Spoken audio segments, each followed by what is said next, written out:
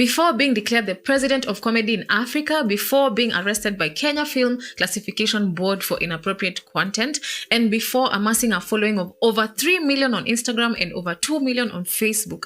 Who was he? Where was he? What was he up to? This is before the fame, and today we are zooming in on Kenya's bold, brave, and uniquely creative king of comedy, Eric Omondi.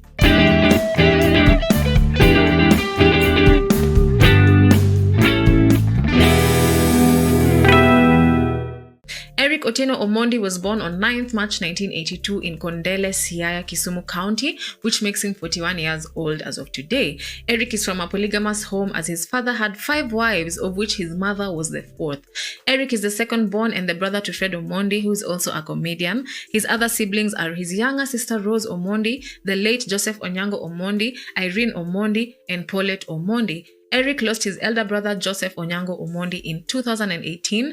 Joseph had been a cocaine addict for over 19 years. In Kisumu, where they all lived, his late father William Odor had positions as an OCS of Kisumu Central as well as the chief inspector. His mother Margaret Omondi Juma was a successful businesswoman who owned several hotels. Regrettably, both of his parents are now deceased. For his education, he went to Kondele Primary School, Lake Primary School, and later to Kisumu Boys High School. After that, he enrolled at Daystar University to study a journalism and mass communication course. He started attending Daystar University in Athi River in 2003, but was suspended because of his inability to fund his schooling. He eventually got a scholarship in 2005 to resume his education, and he graduated from there with a bachelor's degree in communications in 2010. His lengthy stay in campus resulted from the extreme financial challenges he was encountering at the time. Eric started his career with a brief stint at NTV as a news reporter before meeting Daniel Ndambuki in 2006. I worked as a reporter for NTV for 2 weeks,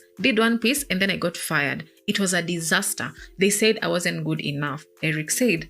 In 2008, he debuted in the spotlight after appearing on Churchill Show, which was aired on NTV back then. He left Churchill Show in 2015 to host his own show on KTN titled How Are Uni. Although the show brought some more money and helped build a better profile for Eric, it was quite a brief stint. The show was terminated after 1 season owing to low ratings. Despite the negative criticism, he was able to better understand his audience and develop his craft some more. He also did 2 other comedy series titled Untamed and Somewhere in Africa. In March 2017, Eric became the first Kenyan ever to appear on The Tonight Show starring Jimmy Fallon. This is one of the most watched and highly rated shows in the US that opens with Fallon's topical monologue, then transitions into comedic sketches or games, concluding with a guest interview and musical performance. So Eric happened to be in the audience and he was dressed as an athlete, and he caught Jimmy Fallon's attention, and what Jimmy Fallon did is he just walked up to him, gave him the mic, and Eric stepped up on stage and performed one joke that actually went down well with the audience. In 2020, Eric formally opened the doors to Eric Omondi Studios and the Big Time Entertainment offices. Through his studio, he has produced covers of numerous tracks. He also debuted the contentious show Wife Material, whose first season culminated in the marriage of Carol from band Becca. Unfortunately, he was detained during the second season, which featured women from Kenya, Tanzania, and Uganda.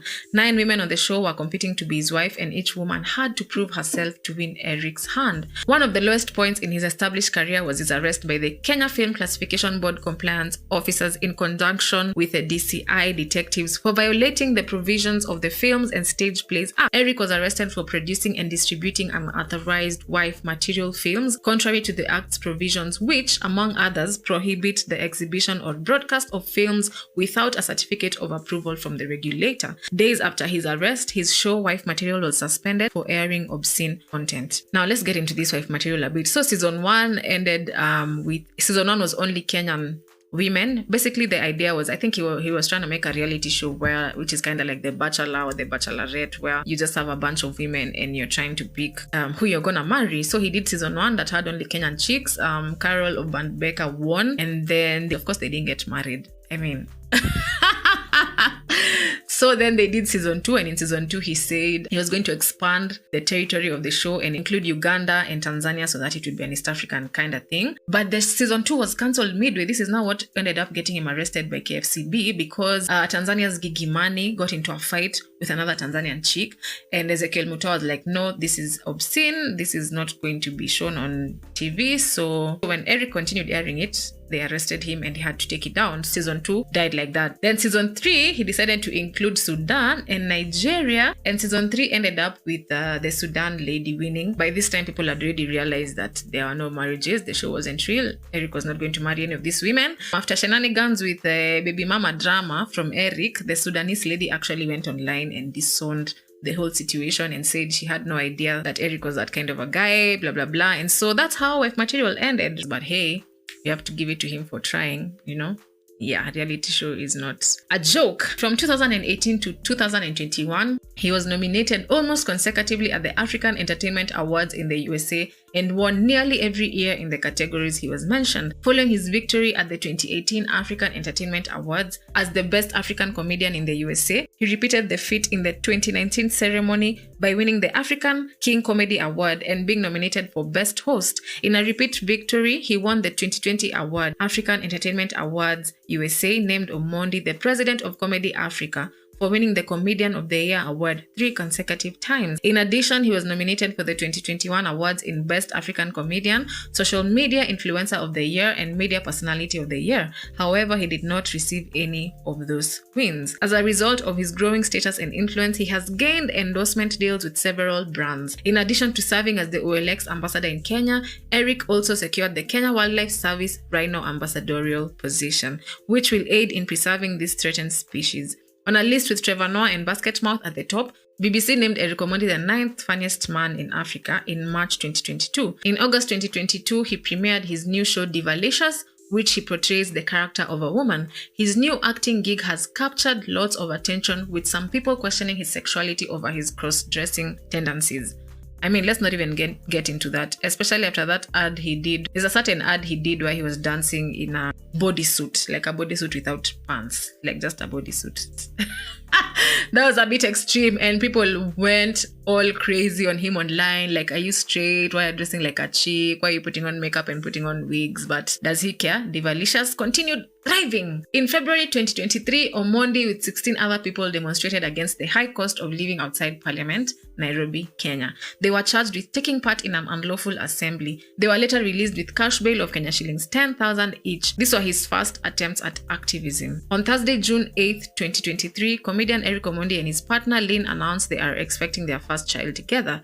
They shared the news on social media, expressing their joy and gratitude for the blessing. Eric compared their journey to that of Sarah in the Bible, who waited a long time for a child of her own. It has taken me 41 years, but finally God has blessed me with my own, the fruit of my loins. I feel like Sarah of Abraham of the Bible. She waited all her life for a child of her own. Thank you, baby, for making me a father, and to God, thank you for returning our baby to us, Eric wrote. So the reason why Eric is saying thank you for returning our baby to us is because she had a miscarriage in November of 2022, and so it was a very good news for them to be getting pregnant this time around. And another thing that this whole pregnancy announcement starred is the fact that it shook the table with him and Jackie Maribe. For those of you who don't know, him and Jackie Maribe are rumored to have a son. The reason I'm saying rumored is because DNA tests have not been done and they keep going back and forth about it online. So when he said that he has waited all his life for a child of his own, basically meant that he was denying Jackie Maribe's son. Then, of course, that started a whole episode online with a back and forth with him and Jackie just going ham and saying, you know what, I'm tired of this guy's jokes. Eventually, Jackie was like, stay away from me and my son, and Eric was like, for sure, most definitely. Eric Omondi has perfected the art of effortlessly causing a star online. From his outrageous style of dressing to the huge, hilarious shoes he has been wearing of late, he always manages to get tongues wagging. It is also evident that Eric has political aspirations of some sort. Eric actually endorsed Jimmy Wanjigi in the 2022 presidential elections when they were all like fagia yote. I don't know what they were fagiaing, but yeah, he was actually on Jimmy Wanjigi's team. And of late, he's been doing a lot of philanthropic acts like bailing out the women from prison and like paying bills for pregnant women in hospital who can't afford it. And also the protests he's been holding against the high cost of living and lack of employment. The other day, he tried to drag a whole mkoko full of CVs to State House, and he ended up arrested. So I think he's on some political vibes, but I'm really not sure. Do you think he would make a good politician? And would you vote for him if he ever vied for a political seat? Let me know. Let me know what you think in the comments. All in all, we at EN wish the president of comedy the very best as he prepares to embrace the new journey of fatherhood. We also can't wait to see what other endeavors he takes on in the future, because this was before the fame. Who else would you like us to feature on Before the Fame? Let us know in the comments and we shall do our very best to fulfill your wishes. Thank you for watching. Ciao.